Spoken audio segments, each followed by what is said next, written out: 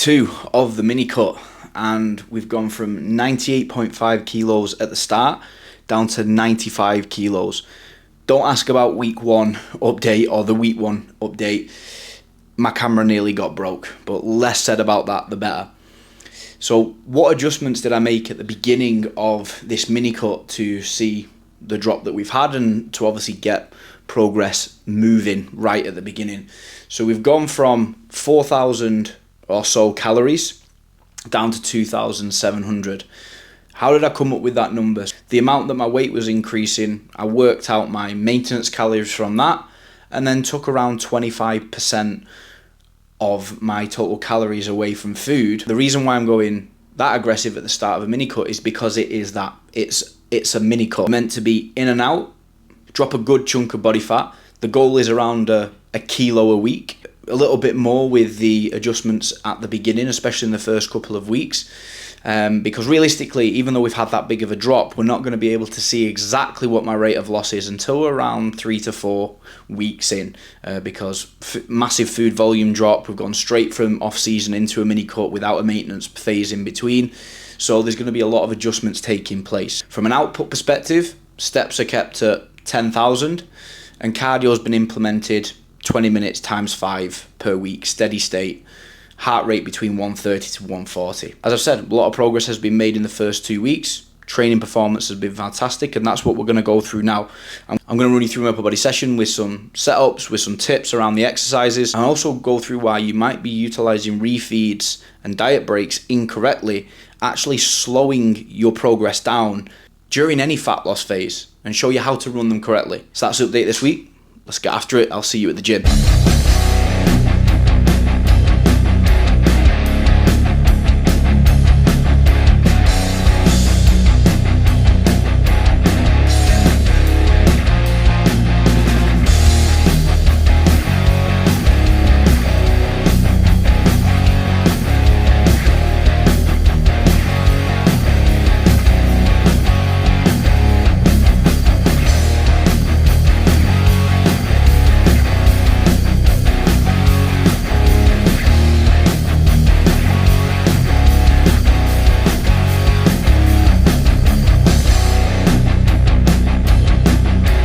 So many people complain about feeling pulling movements in their forearms and biceps more than they do in their lat. And there's a reason for that. And it's down to your setup.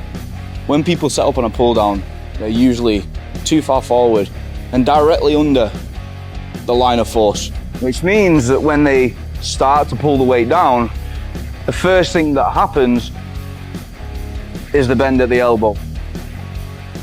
Then as they pull further down,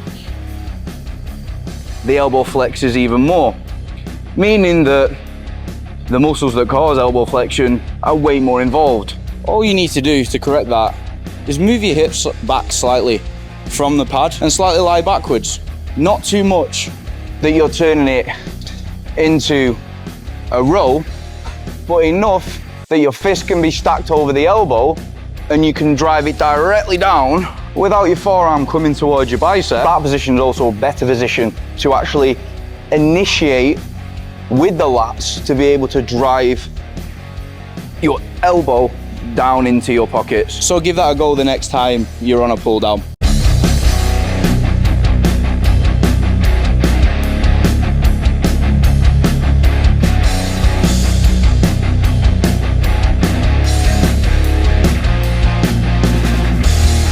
Lat raise, I found with this Panatta that you can align the joint more effectively and you can set in a position or in a way that allows your arm to be a little bit straighter.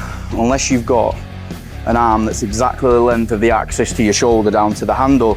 See, a lot of people end up doing this and bending the arm, but setting up single arm, you can more effectively align and set up in a way which allows you to target the mid-delt far more effectively without that happening. 2 sets of 8 to 12. Start with the right side, cut from the weakest piss side.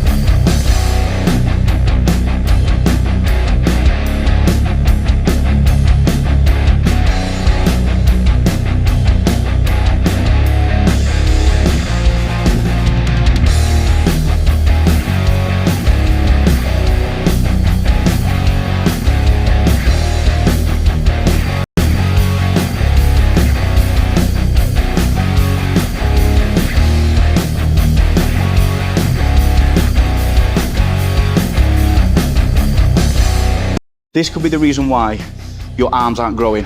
I see so many people rushing their rest times when it comes to arm exercises in between sets. They're taking 30 seconds and then they're straight into the next set. I treat arm exercises like any other exercises. In between sets, I'm having 2 to 3 minutes rest. The aim is to progress them, either in reps or load. And that's gonna require, like any other exercise, adequate rest time. And even if not a progression in reps and load, because they're not necessarily a movement that you are gonna progress week on week, having adequate rest time is going to allow you to adequately apply the intensity needed to really force your arms to grow. Stop treating them like a little bit of fluff at the end of your workout that you're trying to rush through. If you want to see progression, refeeds, diet breaks, when do you need them? When should they be utilized? Well, in my opinion, they're not something that should be pre-programmed. They're not something that you should have as a standard every single week, because it is going to slow down your progress. Because a refeed and a diet break are essentially some time spent not in a deficit.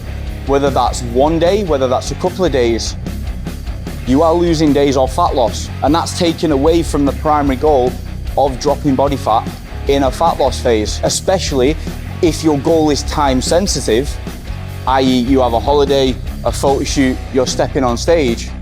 These are tools that should only be utilized when you actually need them. So when is that? When you're at the point where body fat percentage is low and you've been pushing the deficit for a good chunk of time, you've pulled off a lot of body fat and training performance has started to take a real hit and potentially weight loss has stalled. Those refeeds and diet breaks, a couple of days spent at maintenance where you potentially pull out your cardio as well, is going to reduce a lot of stress on the body. It's going to give you a little bit of a spike in energy levels at the beginning of that week to push fat loss for the rest of that week.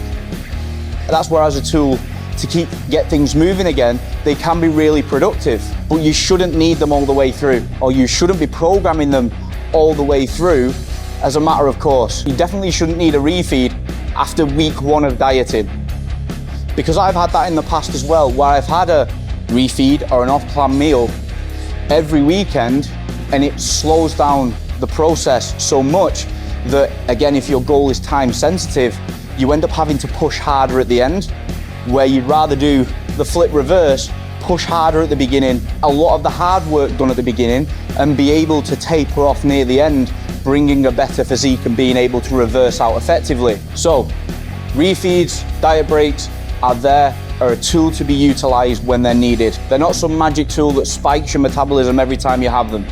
So that's week 2 of the mini cut down. Good progress being made. No adjustments needed at the moment.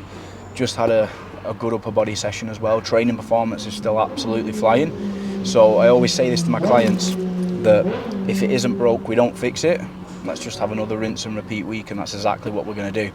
So as I said, I'm going to keep on posting these weekly updates just to show you what it's like to go through a mini cut or a fat loss phase, just so you can take some points from it, some information that might help you with yours. And if you're in one at the moment, if you're in a mini cut, if you're in a fat loss phase, if you're in a prep, drop me a comment if you're struggling with something at the moment, and I'll either do a video on it or get back to you personally. But don't be afraid to ask, I'm here to help. If you want to keep up with the updates, like, share, subscribe. I hate saying it, but if you could, it'd be really helpful to the channel.